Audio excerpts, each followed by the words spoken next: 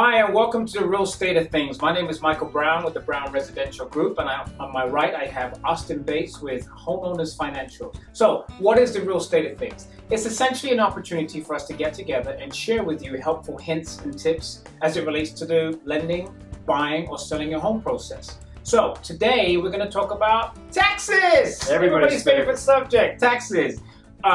We're in that time of the year, and a lot of you might be preparing to file your taxes to buy a home. Now, Austin is not a certified CPA, and I know you're not eligible to give legal advice, but just from your opinion, we're going to talk about some of the things you can do to be better prepared and some of the things you may not do. Correct? Correct. Okay, so why don't we start with what should you do?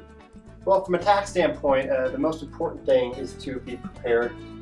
Know where your records are. Keep your records available for you so that when asked for taxes, you can get them easily, or when getting ready to file taxes, you're prepared to file them easily. But I also suggest to have a draft of your taxes available prior to filing your tax returns. If you're looking to make a real estate decision in the next 12 months, that way you could ask your lender, what does my qualifying look like based on these taxes before you go and file them? Okay, so now we know what you're supposed to do. There's obviously the opposite side. So what are some of the things you don't want to do if you want to be prepared and qualify for a loan? Well, we see a lot of interesting things when we review tax returns, but I've read about some very outlandish tax deductions that have been taken, and from that standpoint, there's anyone from the bodybuilder who wrote off baby oil as an expense. Okay. There was an overweight individual who wrote off the expense for putting a pool into the house as a means to lose weight as a recommendation from their doctor. And finally, there was my personal favorite that I read about was the guy who wrote off his girlfriend as an expense because he hired her to manage his rental properties. So, these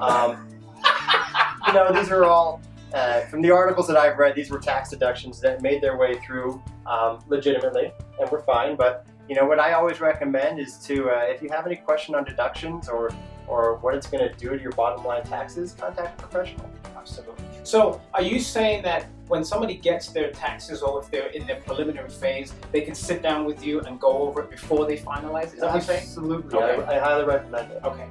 So, ladies and gentlemen, it's pretty simple. If you want to be prepared for your taxes, sit down with a guy like Austin at Homeowners Financial, or if you've got somebody, a CPA or somebody that you're working with, just do that first before you finalize it, because I think once you finalize it, you have to wait for a whole nother year. Is that right? Or you have to amend your returns, which could increase your chances for audits. Okay, all right. Well, listen, thanks for stopping in at the Real State of Things. We'll address another subject next time. If you have any questions, you want to reach out to us or take it to a stage further, our contact information will be at the end of this video. Thank you so much for stopping by. Have a great day.